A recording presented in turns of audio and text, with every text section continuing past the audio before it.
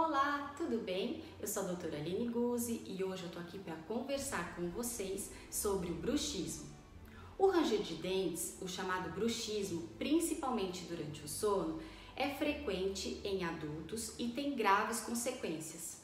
Além do desgaste e amolecimento dos dentes, a dor muscular é o sintoma mais comum desse problema.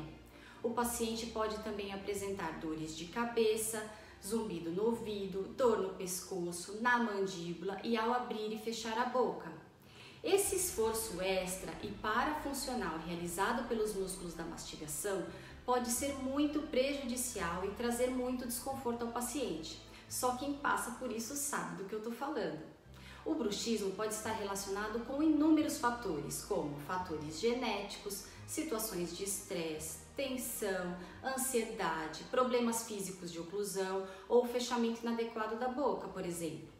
Você já ouviu falar em aplicação de botox para tratar o bruxismo?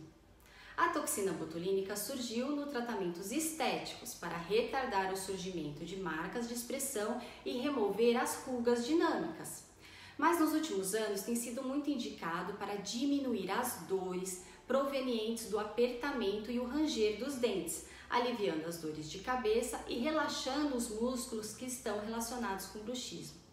Quando o paciente aperta ou range muito os dentes, os músculos responsáveis pela mastigação estão em hiperfunção, trabalhando mais do que devia, com uma força muito grande.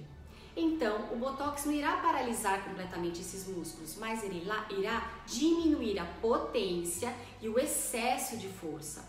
Com isso, o paciente não sentirá os sintomas provocados pelo bruxismo nos próximos meses.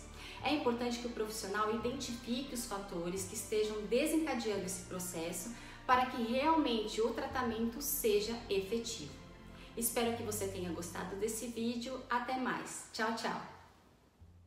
Para saber mais sobre harmonização facial, se inscreva e compartilhe.